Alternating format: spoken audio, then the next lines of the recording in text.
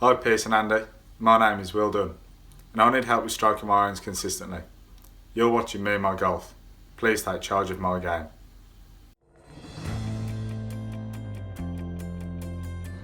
Thank you for that intro, Will, and welcome to this week's My Swing Analysis. We are still here in Carlsbad, California at the Kingdom at TaylorMade. Yes, we sure are. And we want you to get involved, enter the swing analysis competition by commenting down below, and that is it, you're in. And good luck to you on that. Yes, well, we have special swing analysis this week. We have the TM California Cup winner, Will Dunn, who was on my team, who was rock solid both days. I played him on the first day and he was brilliant. He was played good. I didn't get really good golf. Didn't get a chance to play with him, but from what I hear and what I saw on the range, he was really good. He should be doing a swing analysis of me, I think, actually. So no, look, Will is a great golfer. Handicap 5, Piers. You used to coach him when he was a junior. Yep. But he said he would like to actually be more consistent with his irons and strike the golf ball better. So although he played fantastically, there is always room for improvement. And we're going to go through some very simple things with Will's golf swing today, and you'll see it's a really good golf swing. A couple of things that he can maybe adjust, Piers, that's going to help him strike the golf ball better and be more consistent with those iron shots. So let's take a look. We're going to mainly focus on the front-on view because you'll really see what's going on from here. Really good solid setup you'd expect to see from a 5 handicap. As we go into his backswing, he gets a really good wind up, not loads of hip turn. Obviously quite flexible, Piers, as a young lad. We would be on the floor right now if we tried that swing. So really good backswing there. Now in the downswing, now this is where you're going to see sort of what we're going to talk about today. He starts with that lower body, but if you notice what happens with his head here, his head actually sort of moves back.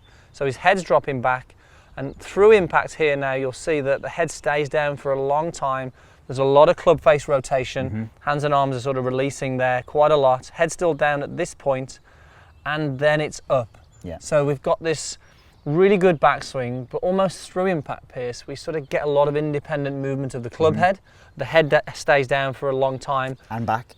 Definitely, And back. which will influence the strike. So if we can get you to strike the golf ball better and get you moving better through the golf ball, it's not only going to help with direction, just consistency overall, isn't it, Piers? It's interesting, yes, absolutely, Andy. And it's interesting with his head, he was doing this 13 years ago, so he just hasn't figured it out. You need to work a bit harder, Will. 13 years, you never know, you might get it. So we talked, before we actually sort of looked at Will's golf swing, we talked about Henrik Stenson. Yes. And we thought, well, what a great way to compare Will against Henrik Stenson. Great ball striker. We call Henrik the thumper. Yeah. Because when he hits his irons, he really thumps these irons into the ground. And I know Will would love to get that divot after the golf ball.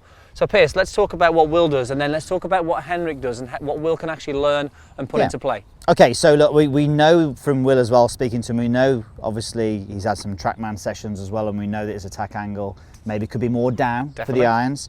We know that he doesn't take many divots, which is a good thing, by the way. If he were to take divots right now with his swing, it would be not the best thing to do. But as soon as the head, as you said, turns backwards, like so, it makes it very difficult to get that low point happening after the golf ball. I'm trying to stretch out the low point there and put it over there past the golf ball. So Will's low point, I would say, would probably be at the ball, yeah, I would say.